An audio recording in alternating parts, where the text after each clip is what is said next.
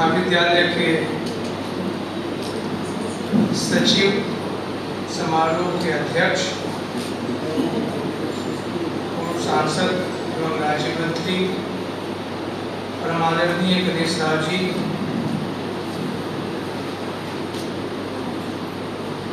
माननीय संध्या त्यागी जी, हम सब के आदरणीय डॉक्टर सूर्य नारायण नंदसुबे जी, प्रोफेसर चंद्रदेव कवले जी, महाविद्यालय के प्राचार्य महोदय और हमारे मित्र अशोक जी।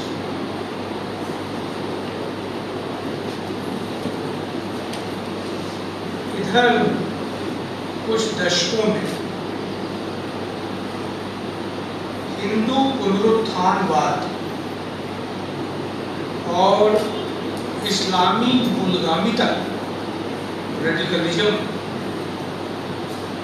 इसका जो एक नए सिरे से उभार दिखाई पड़ रहा है और उससे जो एक माहौल बदला है, कई बार उससे भय और आतंक का माहौल पैदा हुआ है।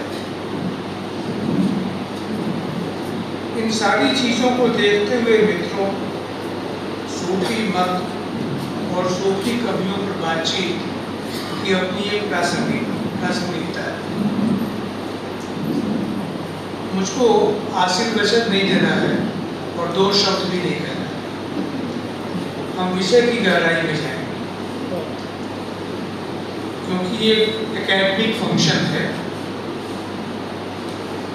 और अपनी बात को मैं गजानन माधव मुक्तिबोध के एक वक्तव्य तो प्रस्थान बिंदु मानकर वहां से अपनी बात में शुरू करता हूँ। आप सबको मालूम है कि मुक्तिबोध ने कायदे से हिंदी में समाजशास्त्रीय समीक्षा का एक व्यवहारिक रूप सामने रखा। उन्होंने एक जगह पे लिखा है कि किसी भी साहित्य को, किसी भी मतवाद को, किसी भी विचारधारा को यदि आप उसका मूल्यांकन करना चाहते हैं तो उसको तीन नजरिए से देखना चाहिए। सबसे पहले आप ये देखें कि उसका उद्गम स्थल क्या है, कहाँ से वो चीज पैदा हुई, क्यों पैदा हुई। कोई भी विचारधारा, कोई भी मतवाद, सूफी मतवाद भी इतिहास की मांग में शामिल होता है। आप कहें इतिहास की मांग के दबाव में पैदा होता है, डिमांड ऑफ द टाइम, और एक खास समय में उसका अपना एक ऐतिहासिक रोल होता है, एक हिस्टोरिकल रोल होता है। वो चीज, वह मतवाद, वह विचारधारा अदा करती है और अदा करने के बाद आगे आने वाले जो दूसरे विचारक हैं वो उसको ग्रहण करते हैं। मुक्तिबोध ने कहा कि उद्गम स्थल को खोजें, फिर ये देखें कि उसकी रूप रचना कैसी है। कहने का, जिसको मिर्जा गालिब ने अंदाजे बयां कहा, कहने का तरीका क्या है, और उसमें कई चीजें शामिल हैं।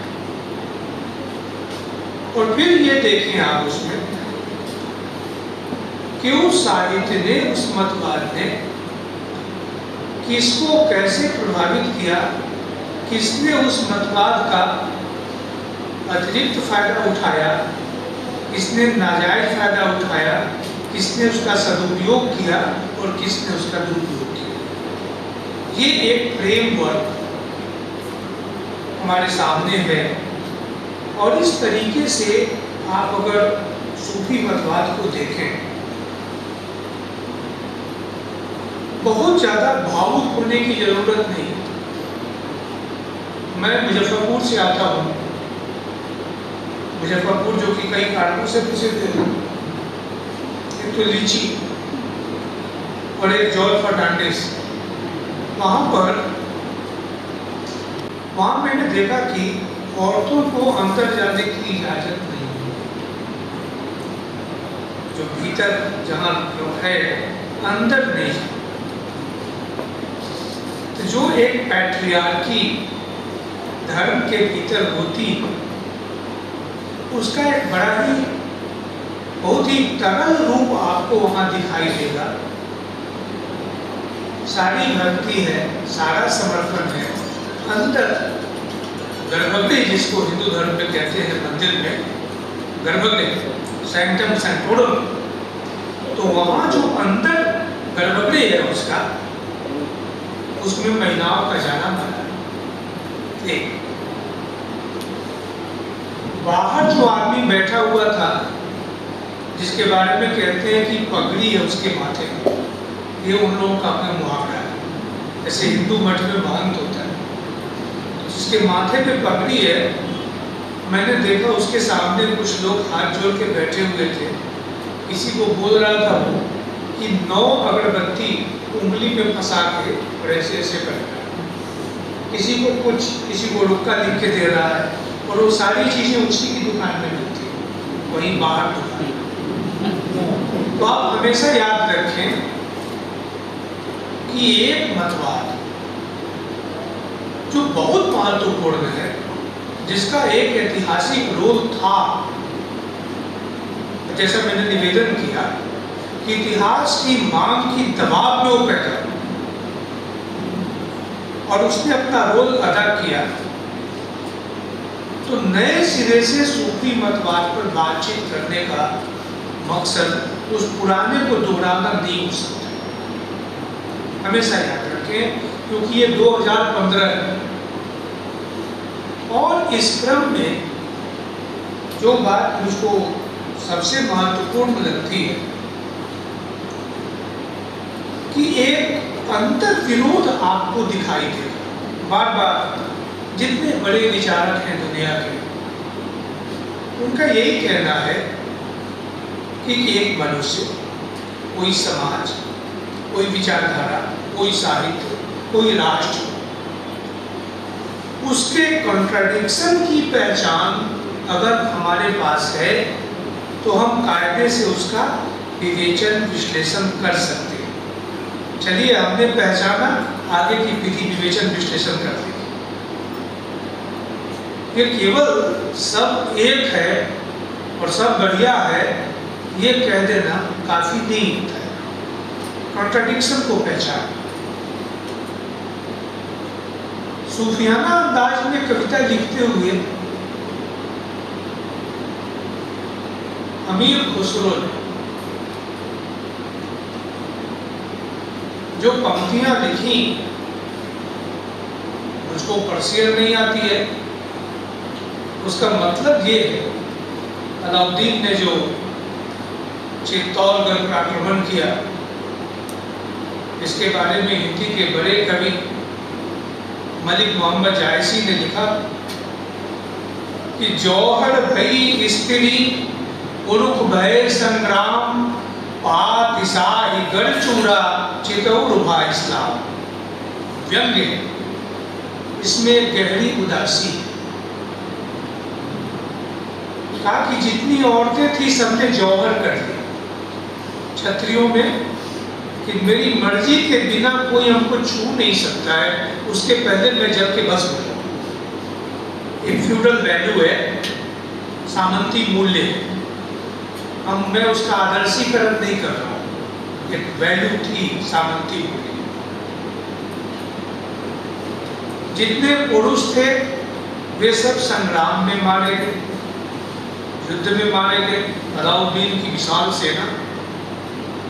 और जो राजा का किला था, गढ़ था, तो चूर्ण चूर्ण हो गया, जायसी कहते हैं, और चित्तौड़ में इस्लाम आ गया। तो बचा क्या? जब सारे लोग मर गए, औरतों ने जौहर किया, बांकुड़े जवान मारे गए, किला ध्वस्त हो गया, तो बचा क्या?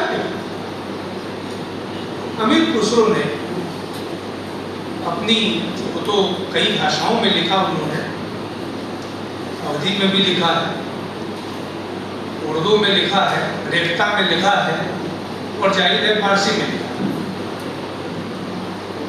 मुल्क के दिल करती खराबात तूरे नाच वादरी वीरा ना सुल्तानी हनोज। हमारे रंगसूबे जी के गुरु प्रोफेसर विजयदेव नारायण शाही ने, जो इलाहाबाद विश्वविद्यालय में अंग्रेजी के प्रोफेसर थे, उन्होंने मलिक मोहम्मद जायसी पे किताब लिखी।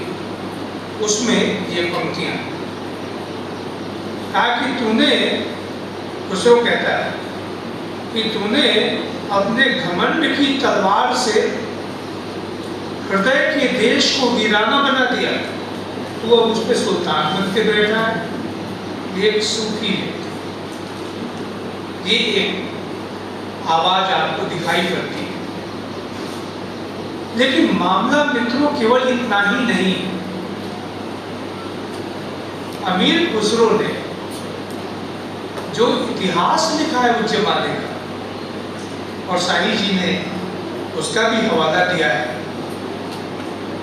इतिहास लिखते समय, मतलब कोई इतिहासकार तो थे नहीं, जो वर्णन किया है उस समय की घटना का, उस समय खांटी पक्के मुसलमान, कट्टर मुसलमान के रूप में उसको लिखा है। इसमें वो कहते हैं कि ये बिल्कुल दारुल इस्लाम हो गया, जो नापाक जगह थी वो पाक हो गई, ऐसा नहीं। हमारे साथ दिक्कत क्या है हिंदुस्तान में कि धीरे धीरे जो बिल्कुल पड़ोस में आदमी है, लोग उससे भी परिचय कम रखते हैं, उसके बारे में कम जानते हैं और इसी को आधुनिकता समझते हैं। हिंदू और मुसलमान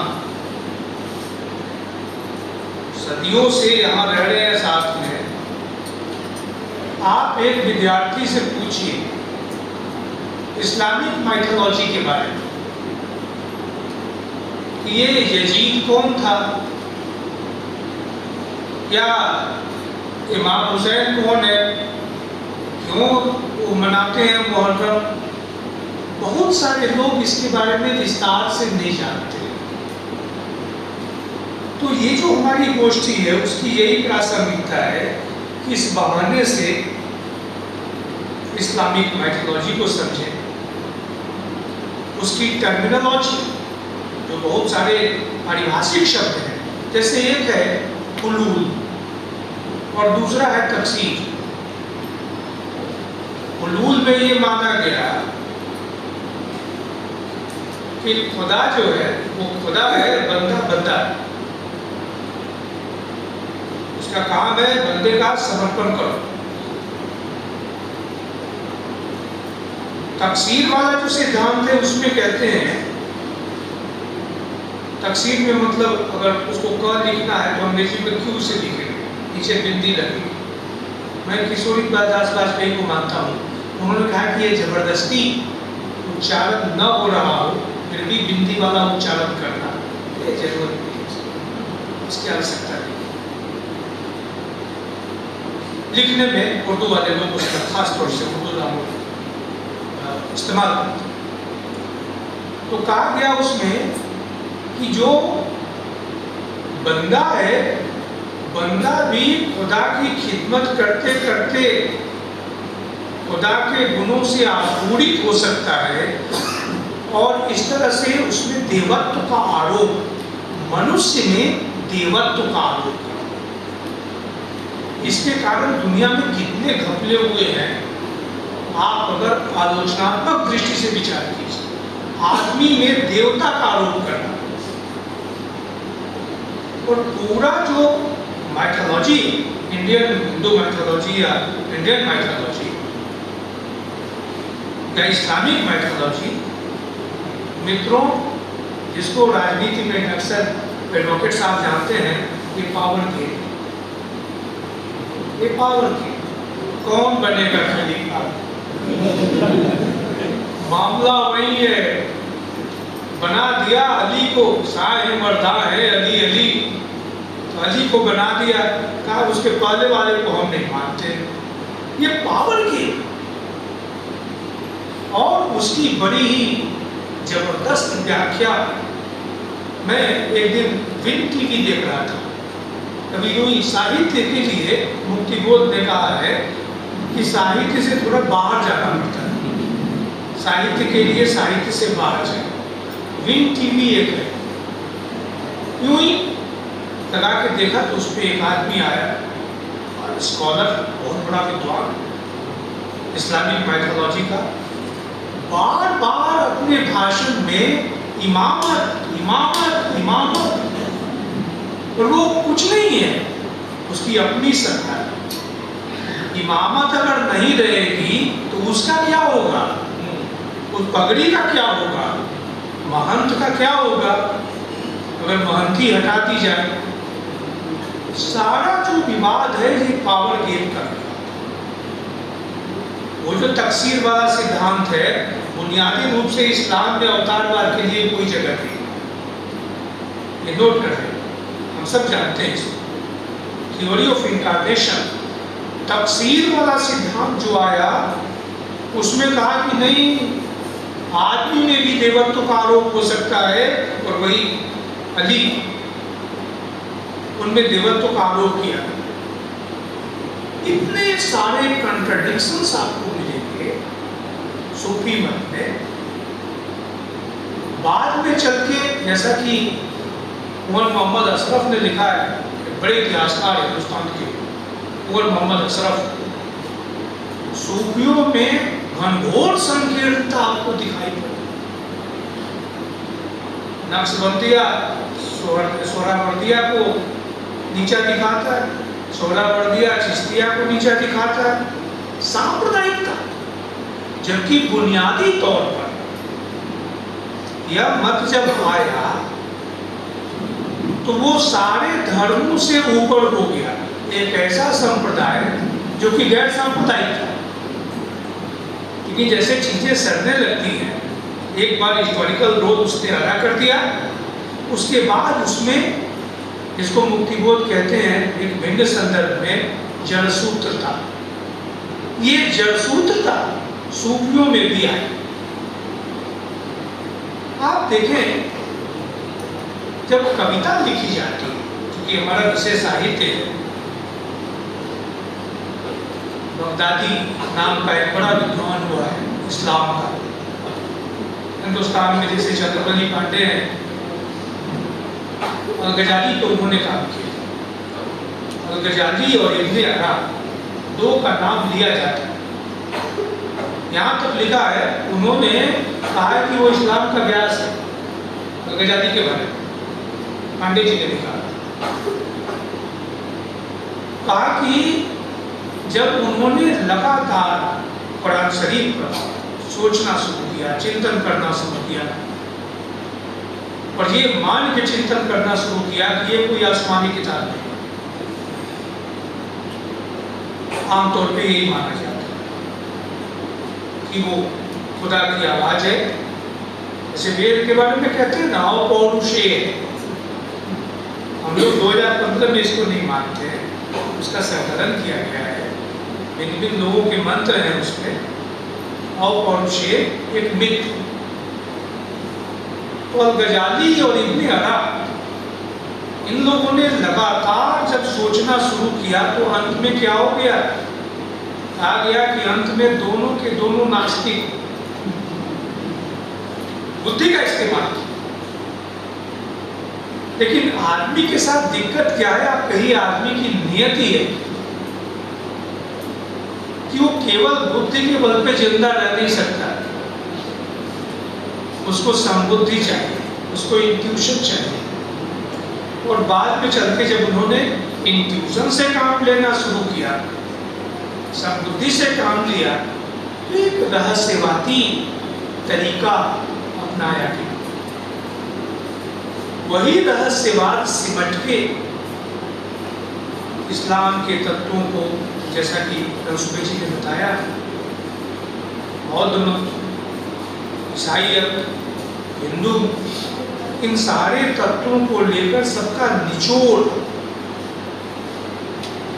तो वो आया सूफी मत के रूप में। उसमें एक और तो आपको दिखाई पड़ेगा, कॉन्ट्रडिक्शन की बात में करना, खुदा से दीवानगी चल सकती है, मोहम्मद से नहीं। बा खुदा दीवाना बाश वो बा मोहम्मद होशियार, बहुत ही प्रसिद्ध उक्ति। कहा गया कि कब से घर में बच्चे के बारे में कहते हैं ना कि माँ से नखरा कर लो जितना करना है, पिताजी के आते ही बच्चा थर थर कांपता है। यही बात वहां रखी गई कि खुदा से तो आप दीवानगी कर सकते हैं, मोहम्मद के आगे वो चलने वाला नहीं। और उनको कितने सूफियों की हत्या हुई है। शरमद नाम का प्रसिद्ध सूफी हिंदुस्तान में भी, औरंगजेब के ज़माने में सूफी मारे गए, हिंदुस्तान के बाहर भी लोग मारे गए। अभी जो ISIS नाम की जो एक बहुत ही विचित्र संस्था सीरिया और इराक में सक्रिय है, सारे सूफियों का भी हाल में मंदिर 2000 साल पुराना कोई मंदिर था, उसके भग्नावशेष थे, रुइंस, उसको भी ध्वस्त किया। तो आप देखें कि एक कॉन्ट्रडिक्शन आपको मिलेगा। एक और तो ये कहना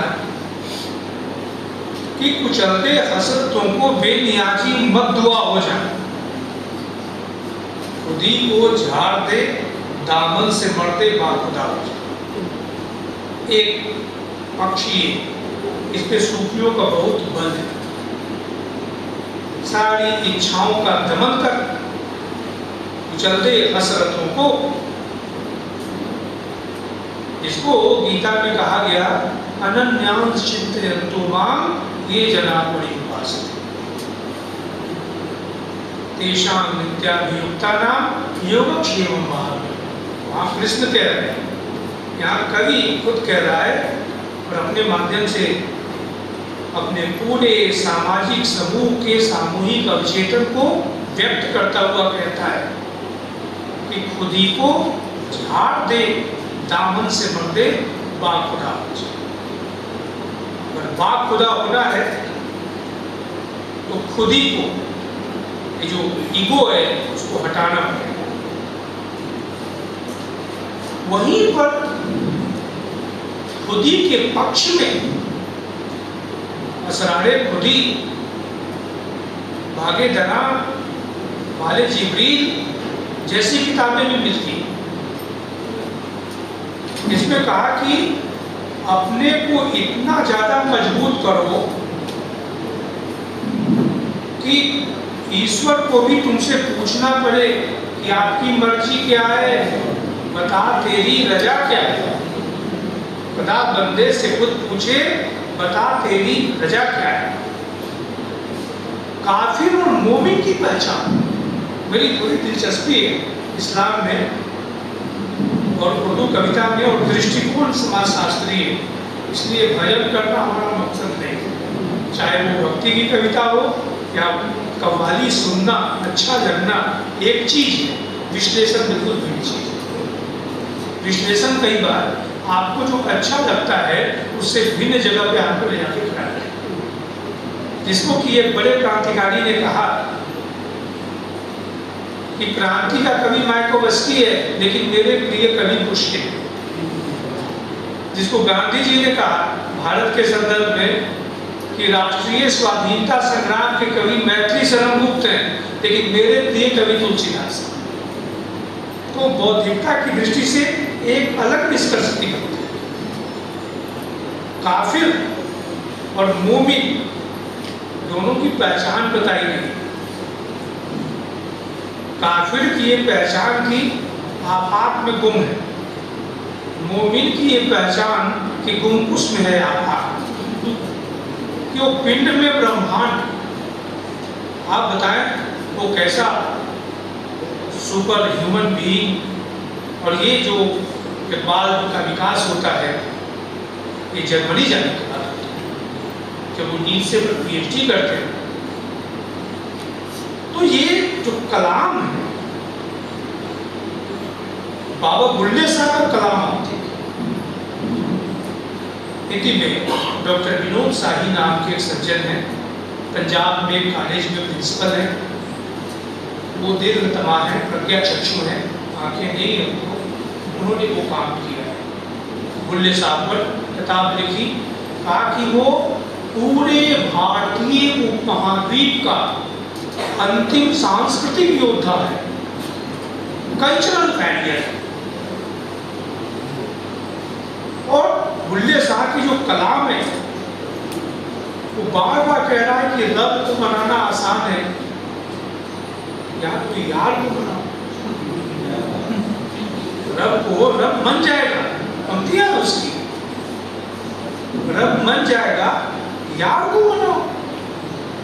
तो ये जिसको हिंदी के कवि जायसी ने कहा कि मानुष प्रेम भयो बैकुंठी।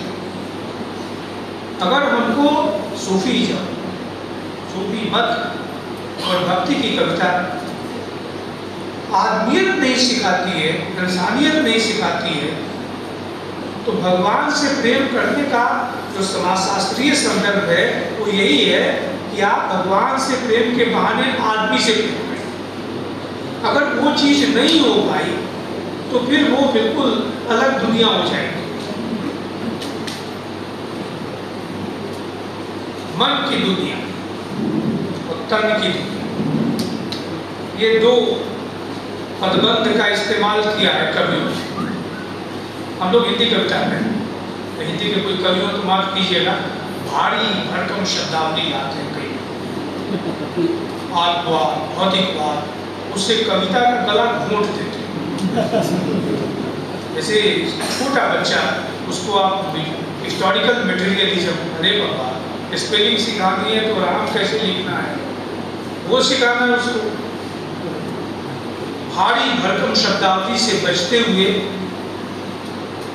खुद जायसी, जो कि बहुत अच्छी फारसी जानते थे, उन्होंने सबसे पहला काम किया अपनी जबान में कविता लिखी।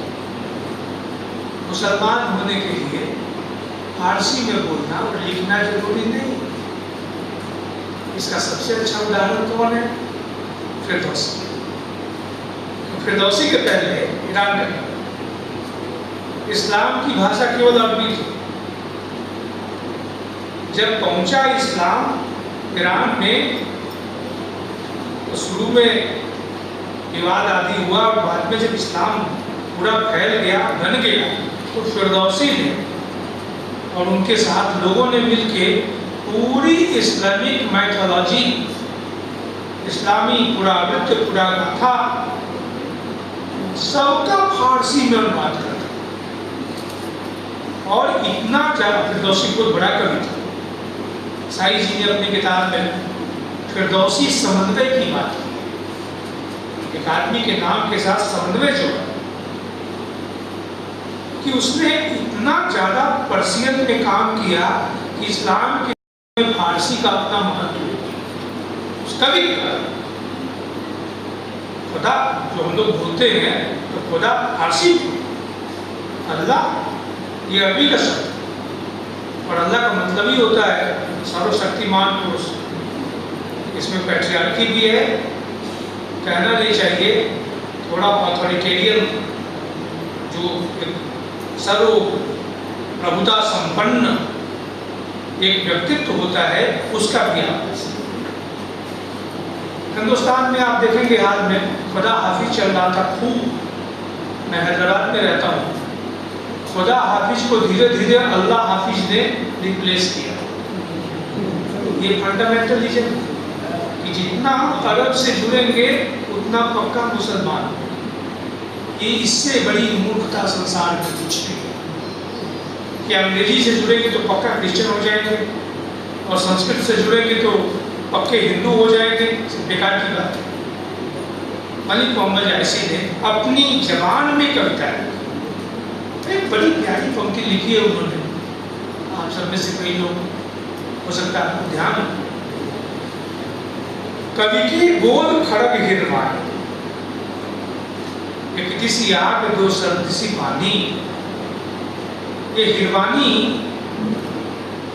एक जगह है इराक में, पता नहीं अब है कि नहीं। वहाँ की तलवार बड़ी प्रसिद्ध होती थी एक जमाने में। कहते हैं जायसी कि कवि के बोल खड़ग हिरवानी, दुधारी तलवार। कवि की जो के जो वचन है, उसकी कविता है, एक तरफ आग है तो दूसरी ओर पानी। और ये चीज आपको सूफी कविता में जगह जगह मिलेगी। मेरे सामने राबिया, जो कि प्रसिद्ध सूफी कवयित्री, उनकी हिंदी में अनुदित एक कविता है जिसमें वो कहती है, मेरे एक हाथ में है मशाल और दूसरे में पानी का मटका, एक से चली हूं बहिश्त राख करने और दूसरे से बुझाने नरक की ज्वाला। आप देखें इसमें मटका और मशाल, आदर्श और यथार्थ, लोग, ये लोग, दूसरा लोग, परलोक, आग, पानी, एक डायरेक्टिक्स आपको दिखाई दे कि दुनिया वैसी नहीं है जैसी होनी चाहिए, और उसको ठीक करने के लिए लगातार इस तरह के संदेश की जरूरत है। अमीर खुसरो की वो प्रसिद्ध पंक्ति, आप सब अभी कव्वाली गाई गई, गजल गाई गई, आप देखिए उसकी शब्दावली, और 2015 में विचार करें आप उस पर। छाप तिलक सब छीनी रे मुझसे नैना मिलाई के प्रसिद्ध है उसकी अंतिम पंक्ति। खुसरो निजाम पे बली बली जई हैं, मोही सुहागन कीनी दे मुझसे नैना मिलाई के। बहुत अच्छा तो है, लेकिन फिर मुक्तिबोध को याद करें, इसमें पेंट्री याद की, किसी को हमने सुहागिन कर दिया, बड़ी कृपा कर दी। ये हिंदी इलाके में दूसरे जगह भी स्त्री को आशीर्वाद देते हैं, स्त्री को नहीं देते। सौभाग्यवती हो, पुत्रवती हो, इस तरह का आशीर्वाद देते हैं। तो बेटे का आशीर्वाद, पति को आशीर्वाद, मोहे सुहागिन कीनी ने मुझसे नैना मिलाई। उनकी एक दूसरी कव्वाली में पंक्ति आई है कि मैं तो नारी गंवारी, गंवार औरत, बाजार में गई तो ख्वाजा हजरत निजामुद्दीन से नैना लड़ गई और मैं धन्य हो गई। 2015 में मित्रों बहुत ही आलोचनात्मक बुद्धि से इन चीजों को पढ़ना और समझना चाहिए। आनंद हमको भी आता है, आपको भी आता है, हम सब उसी संस्कार से निकले। एक मानसिक अनुकूलन हमारे भीतर है जो जातीय स्मृति का विषय, वो कम काम का है हमारे लिए। आप कव्वाली सुने, आनंदित हो, बड़ी अच्छी बात है।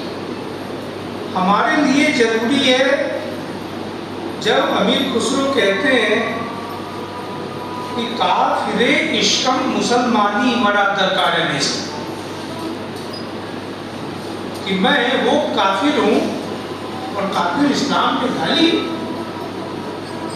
बुतपरस्त, मूर्ति पूजक। लेकिन कवियों ने, आप देखेंगे, इसका अतिक्रमण किया। रचनाकार को केवल सिद्धांत में बांध के नहीं देख सकते। सूफी मत एक चीज है, लेकिन जब वो कोई कवि लिखेगा तो वो जड़सूत्रीकरण का शिकार नहीं होगा, वो उसका अतिक्रमण करेगा, उससे वो बाहर जाएगा।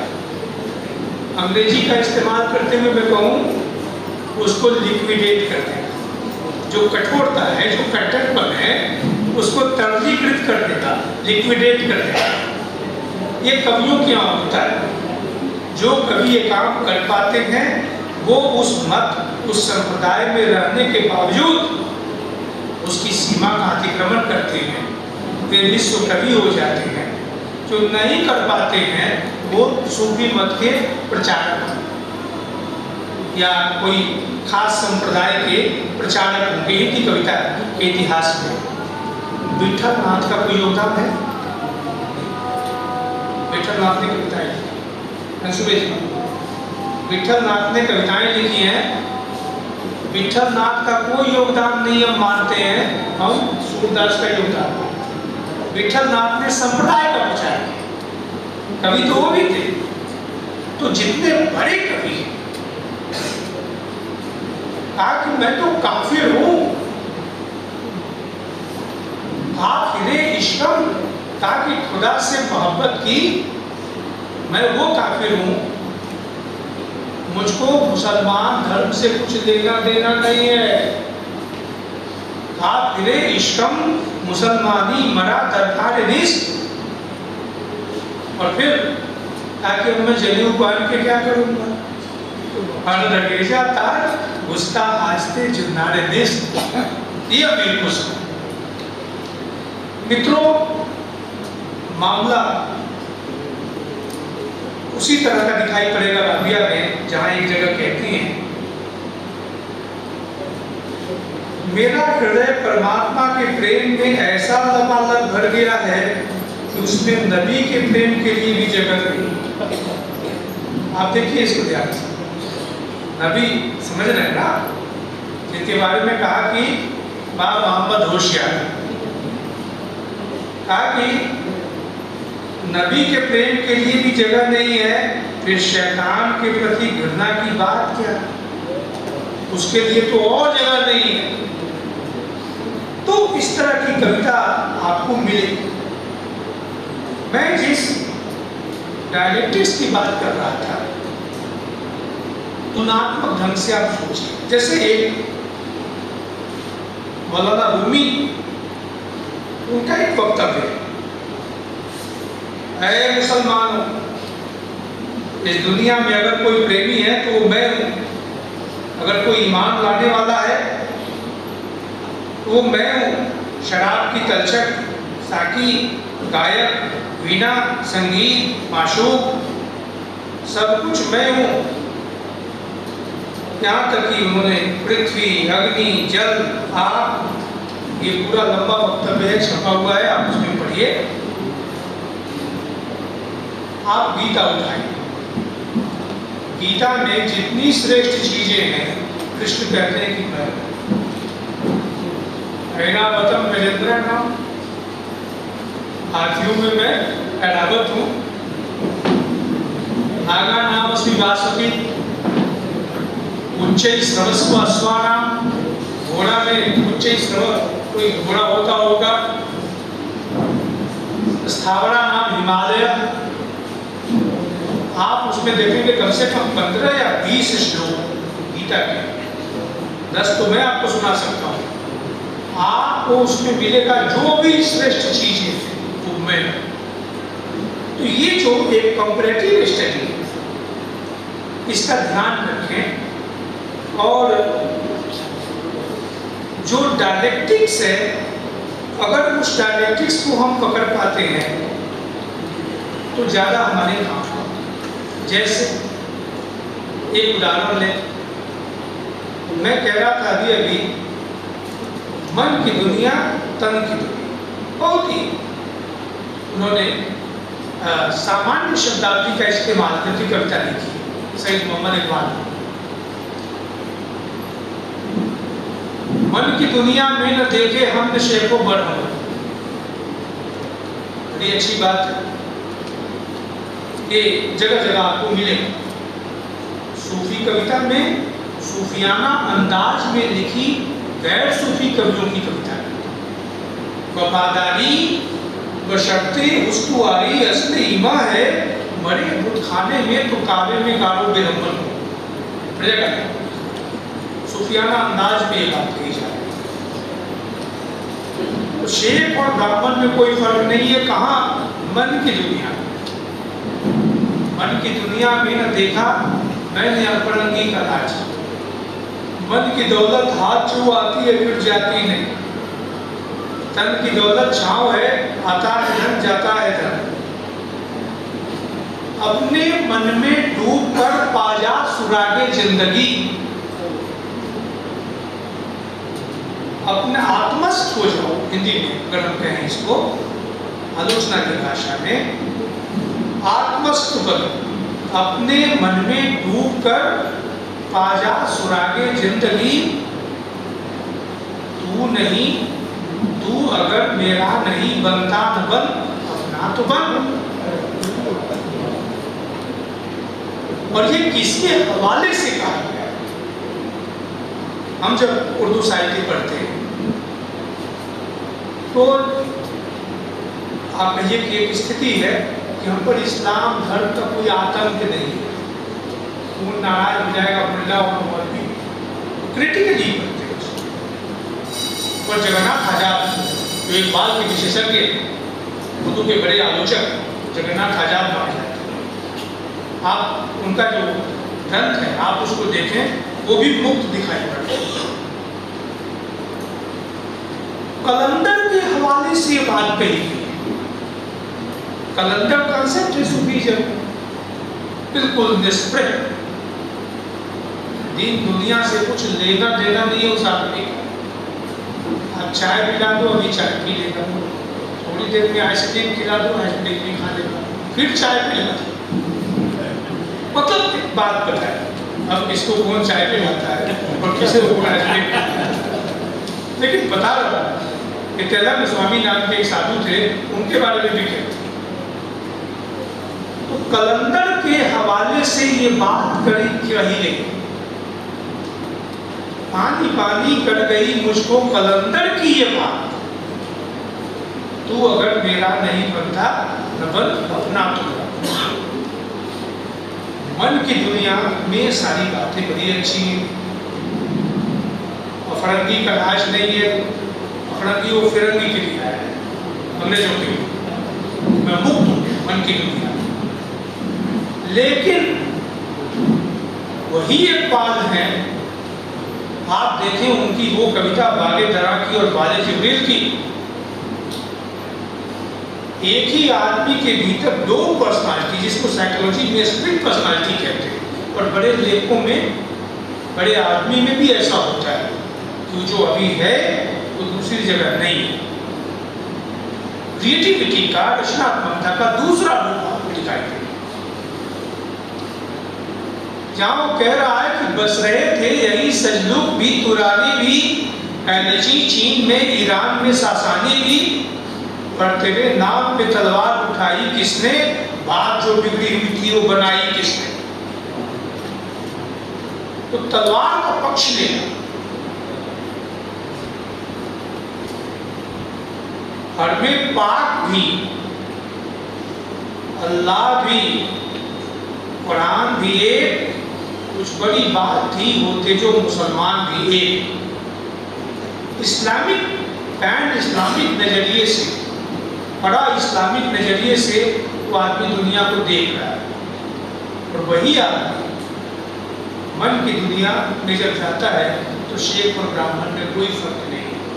मन की दुनिया में जब वो आत्मस्थ होता है, नमाज आप देखें, जैसे हम कहते हैं कि साधु हो जाने से कोई भक्त नहीं हो जाता है, और जिन लोगों ने एक जमाने में रथ यात्रा निकाली थी वो भी भक्त नहीं है, हम सबको पता है अच्छी तरह से, उनका भक्ति से कुछ लेना देना नहीं, और नहीं की भक्ति तो अभी कैसे आउट हुए वो तो एक अलग किस्सा है।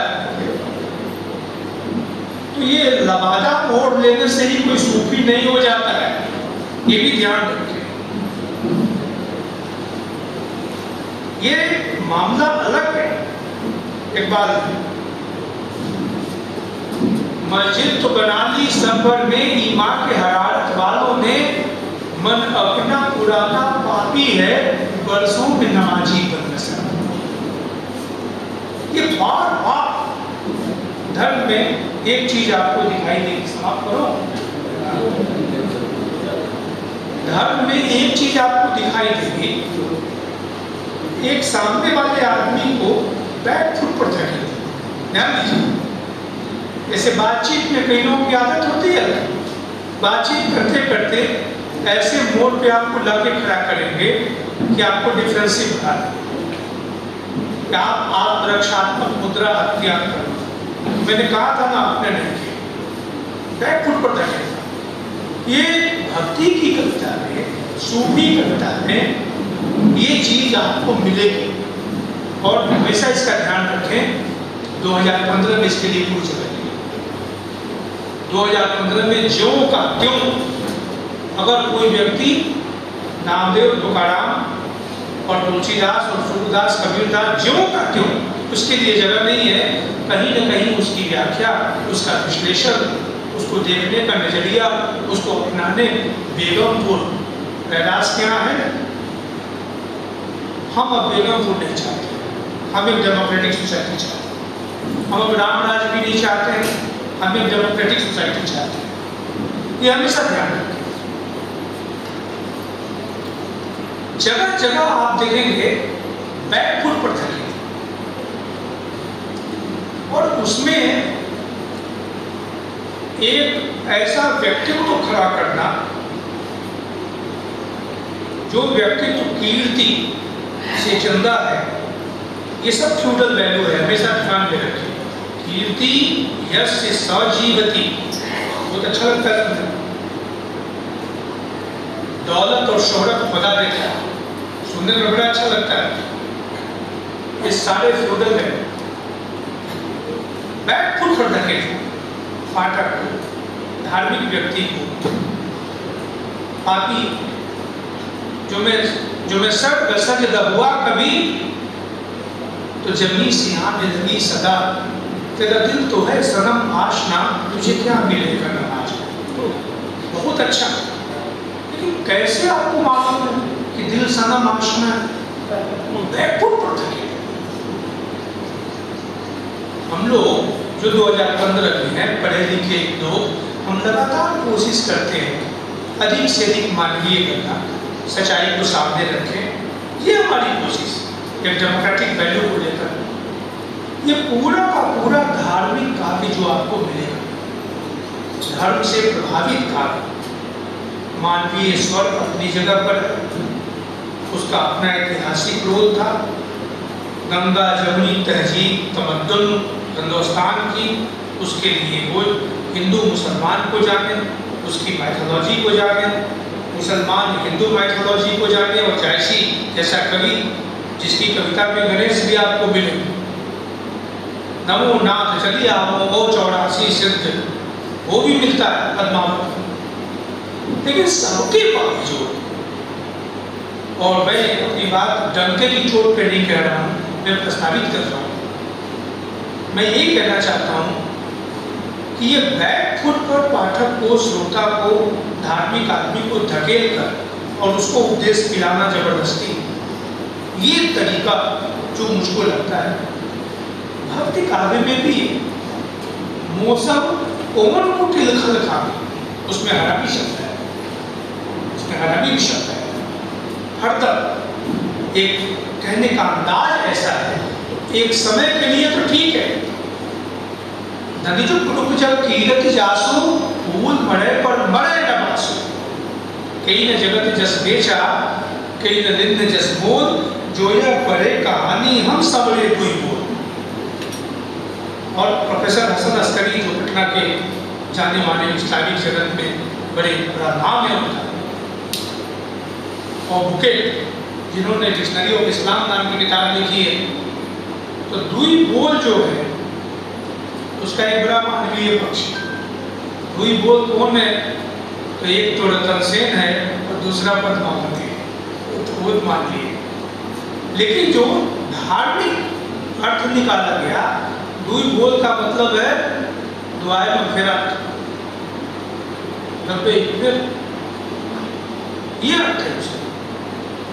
कलमा पढ़ना साहित्यकारों ने, और देखेंगे जितने बड़े लेखक हैं, विचार एक अम्बेडकरवादी कवि, जीनियस लेखक अम्बेडकरवाद की सीमाओं का अतिक्रमण भी करता है जब। और सबसे अच्छा उदाहरण तो इस बात में उनकी आत्मकथा का जो दूसरा हिस्सा है वहाँ खोल देना। उसी तरह एक बड़ा मार्क्सवादी कवि, मार्क्सवादी लेखक, वो मार्क्सवाद की सीमाओं का अतिक्रमण करता, गांधीवादी या कोई भी, तो सूफी कवियों में भी हम जिनका नाम लेते हैं बड़े कवि, ये वे ही हैं बुल्ले शाह, जैसे जायसी, फजल नवाज के सुदराज। तो उसमें बड़प्पन इसी बात में है कि वो सिद्धांतों का अतिक्रमण करते हैं, क्योंकि कविता को आप सिद्धांत में बांध के रख नहीं सकते। सिद्धांत के उसके अपने कायदे, कानून, नियम, सारी चीजें हैं, वो आदमी को संप्रदायबद्ध करता है। कविता हमको उससे मुक्त करती है। मित्रों, मेरा ख्याल है समय काफी हुआ है, तो आप सबने हमको सुना। पिछली बार कह के स्वास्थ्य के कारणों से मैं आ नहीं पाया, और मुझको मालूम है कि अगर मुख्य वक्ता ना आए तो आए, और वो भी 2 दिन पहले गला बिल्कुल फंस गया था। तो बोलना यहाँ मुँह चेहरा तो दिखाना, नहीं भाषण देते तो पढ़ लो। उन्होंने माफ़ी मांगी थी इनसे, आपसे माफ़ी मांगता हूँ, मैं पिछली बार आ नहीं पाया। और जो मेरी समझ में आया, जो ही सोई का शुगावे, वो है ना सूरदास की पंक्ति, मैंने आपके सामने रखा है। हमेशा मैं फिर निवेदन करूँ, 2015 में सूफी मत, सूफी संप्रदाय और कवि पर विचार करते समय खुले दिमाग से विचार करें। और हमारे आदरणीय मैनेजर पांडे जी कहते हैं, खुला दिमाग का मतलब खाली दिमाग नहीं।